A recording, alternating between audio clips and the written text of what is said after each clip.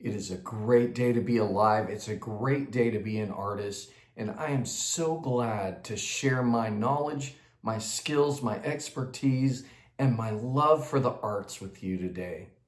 My name's Matt. I wear a hat, so I go by Matt with the hat. And I'm so glad to have you with us. I hope you're practicing those affirmations that we started yesterday, and I hope you're planning those artist dates. Today is going to be a little bit different. I am going to talk about my passion, my great love, and that is directing. I've been directing now since I was 19. I'm 43 now, so I'm a dinosaur. And I just want to talk about some things that young directors may not know. Maybe you just need some encouragement. Maybe you just need some help. I remember when I was in college, I had he's kind of a crazy dude. I really liked him, a brilliant teacher. His name was Dr. Lance Garavi, and he worked at Arizona State University. That's where I got my undergraduate. And he said that people in the theater had an Edifice complex. Now, just to be clear, not an Oedipus complex, an Edifice complex. And then he started illustrating this, and he started doing different things like some of these things like, I need to get my foot in the door if I could only get in the building. And then at the top of his lungs, he screamed, F that, right? And he said, theater is not a building. If you want to do theater, go do theater. Don't ask anyone permission. Go out and do it. I would say that to film directors. I would say that to musicians. I would say that to actors. Go follow your bliss. Follow your passion, because the more you do that, the more you build those muscles, the better you're gonna be. So I want to talk about that. I want to talk about how I built those muscles. And the first thing that I want to say is don't let anyone tell you you can't. And that includes yourself. Don't let anyone sit there and say, you can't do it because you don't have money. How are you going to build an audience? How are you going to do this? How are you going to do that? That doesn't work. All right? Do it for love. See, artists, theater artists, painters, writers, sculptors, we do what we do because we love it. It's that desire to express something that no one else can say, that desire to be seen, that desire to be heard. My favorite production I ever directed is a show by the name of Edifice. I had a wonderful cast. I had a wonderful crew. And the thing about that particular show was I didn't have a production team on it. In fact, I fundraised. I used like Kickstarter and crowdfunding campaigns in order to pay the actors. We did it on about $8,000, and we rented a facility, and we did all sorts of stuff. I had been wanting to do Edifice since I was about, I want to say 16. And I read it in a different and a unique way than I had seen it produced.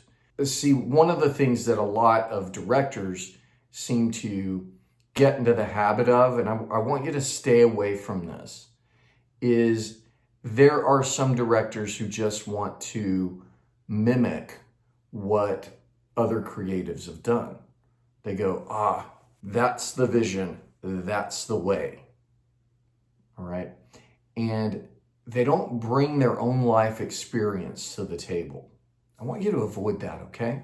And I want you to think about this script that I wrote, this maybe it's Shakespeare, maybe it's a musical. It's something that you love, right? You read that script and you have your own point of view about it, and you go, This reminds me of that time when ... happened. So when I started directing Equus, I had been reading it since I was like 16, and I saw the play in a very different way. I felt the sacred theater. I grew up religious, and I could feel the spirituality kind of oozing from this production. Spirituality, and it mixes with insanity and sexuality and all of these types of things. And I said, I have a unique perspective on how I'm going to tell this story. And so we started our process, and I said, I want it to be very ritualistic. I want it to feel very tribal, was the word that came to my mind. And we started bringing in things, very, very earthy things. The costumes were made of like leather for the horses. They weren't in like the typical like kitty horse costumes or anything like that. And they had headbands on the top of their head, and the horses were present throughout. We also brought drums, and we created our own soundtrack using the live percussion.